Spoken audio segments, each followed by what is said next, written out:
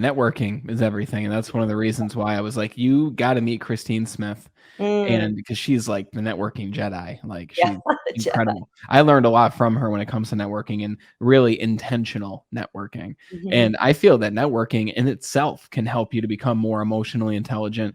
Without a Really, doubt. just having conversations with other people from different walks of life who are a Hmm. few steps ahead of you, vastly ahead of you, maybe a few steps behind you, and just helping each other in itself, just as human beings, like we would have back in the tribe. Back in the tribe, we would have naturally asked the questions of how do you like to receive appreciation? What are Right. your strengths? What are you motivated by? Like, but now with everything so vast and spread out the way that it is, and so many opportunities, we're not taught emotional intelligence. We're not taught sales.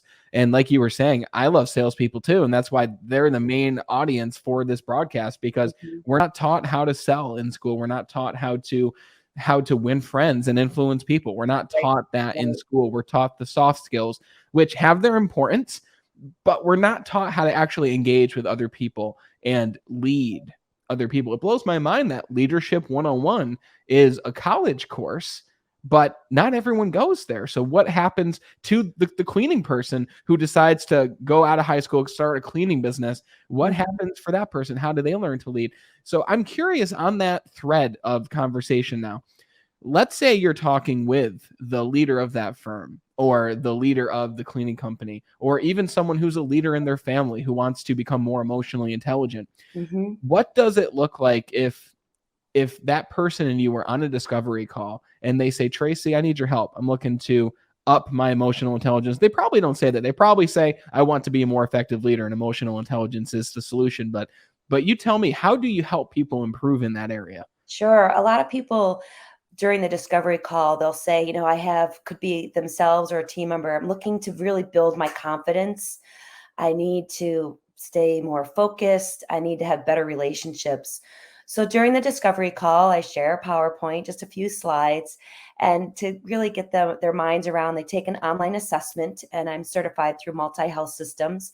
They've been around for 30 years, and their corporate clients are wonderful military, American Express, and other really big names.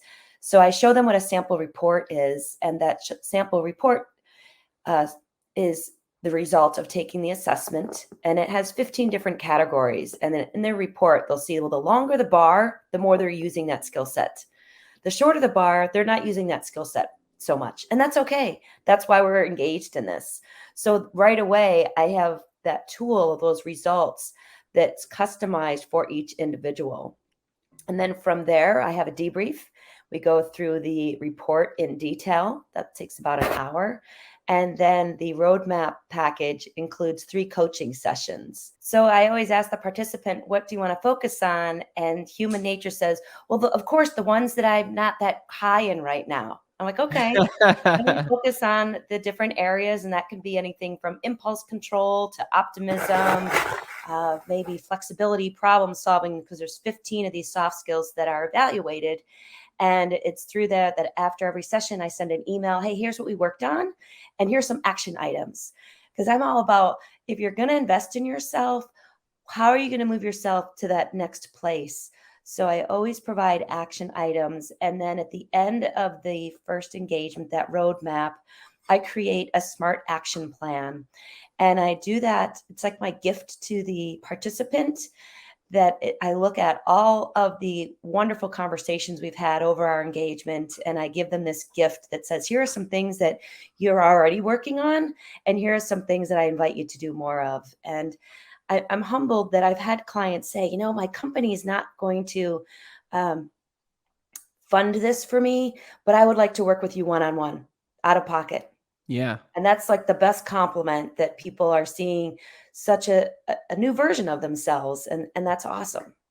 Yeah, I found that the greatest leaders invest in themselves, Hmm.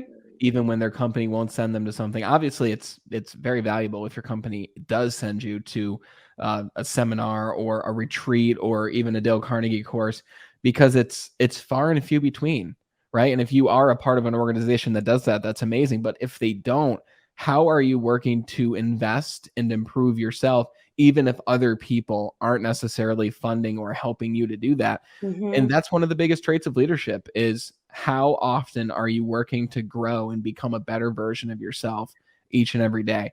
Hopefully But every day. yeah, hopefully, but that it wasn't like that for me. It took me a Mhm. while to realize I need to work on me even harder than I work on my job. Because if I work on me, that trickles down to my team, it trickles down to the people that I lead and the people that I'm making a difference for. When you have those 15 skills there, or however many it is in the assessment, and people say, I want to work on the ones that are the lowest, right? Because that's what a lot of us think, like you said. Do you recommend they work on the skills that they're not great in, or do you recommend people get better at the skills that they are already great in? A little of both. Okay. Well, when we start, always start when I'm going through the debrief with, here's one of the ones. Let's look at, you're so hard in, or you're very high in, let's say, self actualization, which is your whole self improvement, which is why they're doing this in the first place, right? Mm, Because they're high in self improvement. Just usual, the usual, if you could even say that, an average. And so I always start with one that's really strong to build that trust. okay. They're I like that. comfortable in the process, that they see the questions that I'm asking, and can you provide an example of when you are really focused on your self improvement, so that we build our flow. And you work on one thing at a time. Mm, just at the very Several. beginning, just at that debrief, we'll Okay. work on focusing on that, and then it's really up to the participant. And then during the engagement, during the coaching, they come back to me and say, I worked on my action plan, and I'm working on these couple of things, and that's sprinkled in. That could be a couple things. So it really depends on it's all customized to the participant, I love that. 100%. Hey, I had this big meeting and I was so nervous walking in. I didn't know what to do. I said, okay, well, let's talk through that. What good skills did you use? Did you